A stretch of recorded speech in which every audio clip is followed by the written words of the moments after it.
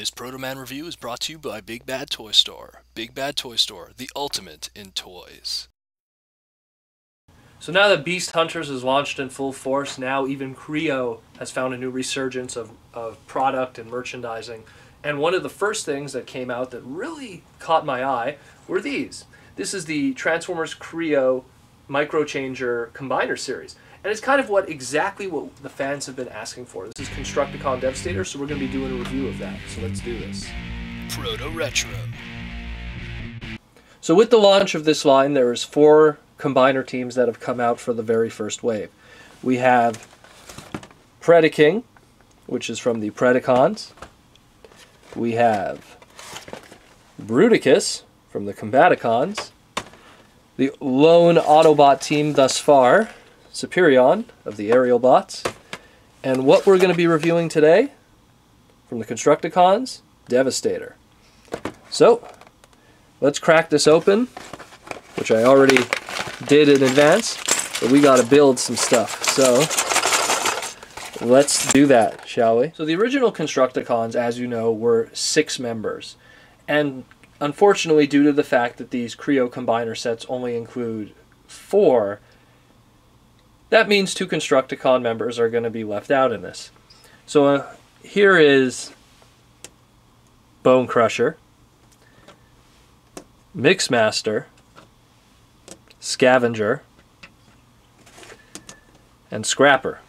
So that means Long Haul and Hook, unfortunately, are left out of this. So here are the comparisons to them, if you will. I'm going to go through these one at a time because they actually do a pretty good job. So, first up, we have Bonecrusher. Now, what I really like is that Hasbro realized that instead of trying to make big play sets, trying to, mimic those original G1 or even movie designs, it's better to take the simplicity of a Kre-On and just try to be as creative as possible. And they did a great job. There's articulation over here, to, emulate what a dirt pusher would be able to do, in this case, Bonecrusher. Really nice details. Again, the threads really just, treads, they're just really nice. So this is a Bonecrusher. Now, Mixmaster was kind of a bit of a departure. I think it was more just they had to do the best of what they could.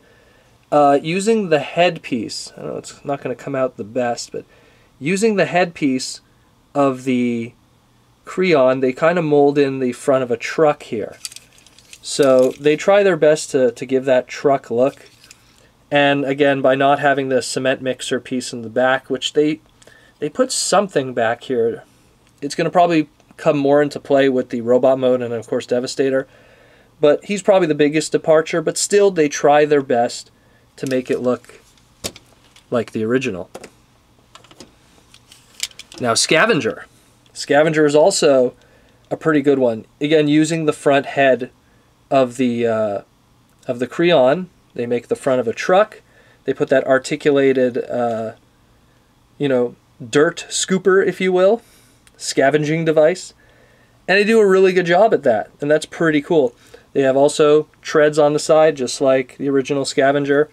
Really nice. And I should have probably took out the accessories too for the individual robots, but the individual robots would also have their guns on the side that would kind of make like little exhausts, and they even captured that with the Kre-O.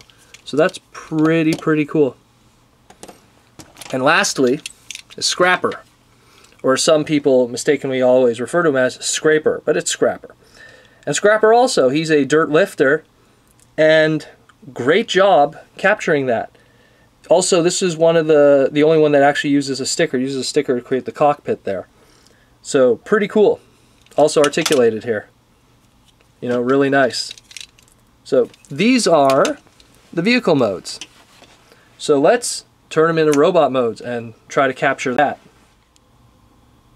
So here we go in robot mode. Now, to me, there's really 2 kinds of robot modes, because something that was invented with the blind packed Kre-Os was these little vests that were added essentially to the characters. I find that these vests, they actually hide detail, and it's just more just to incorporate all the extra kibble and stuff that was added to create these transformations. So what I'm going to do afterwards, I'm going to show, dare I say, a nicer looking robot mode for display purposes if you don't want to leave it as Devastator. So let's go through one at a time. So first we got Bonecrusher again. Now in comparison to obviously his G1, there's a lot of departures, but they make good use of a lot of things. Just flipping everything around and putting it on the back. This one actually involved some taking pieces off and putting them in other places in order to achieve that robot mode. Pretty nice, actually. Nice to the character model from the cartoon, too, using that Fluoro-Diri design. Now, then we have Mixmaster. Mixmaster, obviously, there's only so much they could do. They put a big backpack there with the that piece. And also, kind of true to the character model. The eyes are a little different, but still pretty cool. Could do without that vest piece because it hides details. But again, I'll get into that after. Then we have Scavenger. Now Scavenger, he suffers similar to something that the Scorponok Kre-O had, Kre-On, excuse me. But in this case, I think that if you flip this around, it would be a little more accurate to the G1 character.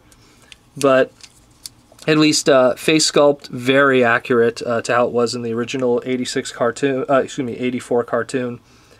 Very cool.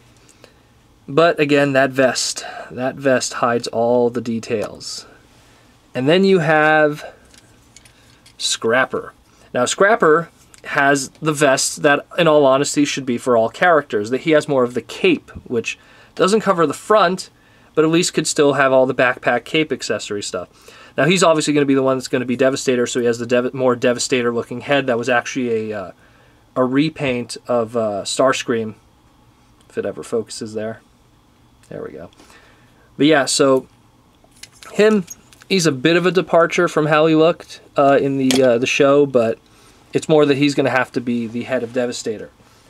So before we do Devastator, I'm just going to show all these guys how they kind of could look better in their separate modes. Now this is what I'm talking about. Taking off the vest brings out all that chest detail that was hiding behind it. And the sad thing is all that chest detail is totally trying to be G1 accurate. Let's look at like Mixmaster there. They try to get in the sculpted detail of the chest there.